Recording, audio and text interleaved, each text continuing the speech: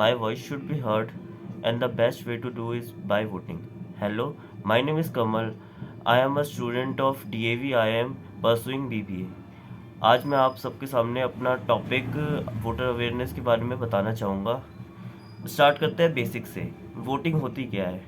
हम इंसान जनरली हमारे अलग अलग पर्सपेक्टिव होते हैं, हर किसी के अलग अलग आइडियोलॉजीज़ होती है, हर किसी के आइडियाज़ एक दूसरे से मैच नहीं करते, इसीलिए हम एक कंक्लूजन में नहीं पहुंचते। अगर एक कंक्लूजन में पहुंचते तो वोटिंग जैसा कोई सिस्टम होता ही नहीं।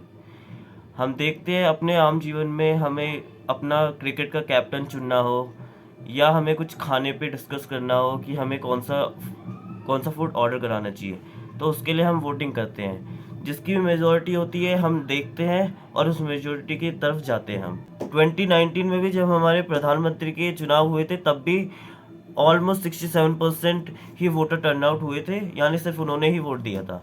हमें समझना चाहिए वोटिंग के बारे में। खैर, आज के टॉपिक में हम वोटिंग के साथ साथ ये भी करेंगे कि वोटर्स को देखना क्या चाहिए कि वो जो पार्टी चूज़ कर रहा है उसमें क्या क्या खूबियाँ हैं। हम सोचते हैं कि हम वही 9 to 5 जॉब कर रहे हैं, वही सैलरी मिलेगी, कोई अगर पार्टी आ भी गई तो वो भी सेम ही काम करेगी, वही घिसा पिटा हमारा चलता रहेगा, तो वोटिंग क्यों ही करनी। अभी रिसेंट का एग्जांपल देखते हैं रशिया और यूक्रेन के वॉर पे। हुआ क्या कि उसमें यूक्रेन चला गया यूएसए के पास, उसने कहा कि हमें नेटो में शामिल कर लो। लेकिन अगर इसी के बदले कोई और नेता होता, मान लो यूक्रेन का ही एक 4th प्रेसिडेंट होता, विक्टर वेनुकोविच, वो एक बार प्रेसिडेंट भी बन चुका है, एक बार प्राइम मिनिस्टर भी बन चुका है। उसका पर्सपेक्टिव रशिया की तरफ पूरा उल्टा है। वो यूएसए से ज़्यादा रशिया को ट्रस्ट करता है और उनके विचारधारा पे कायम रहता है। तो अगर ऐसा होता तो आज यूक्रेन नेटो में शामिल होने की बात नहीं कर रहा होता और ना ही आज का युद्ध हो रहा होता, ना रशिया वहाँ पे आता और ना हमें इतना बड़ा क्राइसिस देखना पड़ता।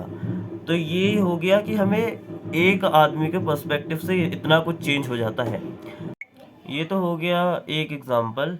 ऐसी बहुत सारे एग्जांपल दिखते हैं, जैसे यूके में लिज ट्रस आई, फिर उसने एक गलत डिसीजन ले लिया कि टैक्स रेट कम कर देते हैं तो इससे लोगों पे पैसा आएगा, लेकिन वो बहुत गलत साबित हुई तो पूरी इकनॉमी डूब गई। तो ये सिचुएशन आई कैसे?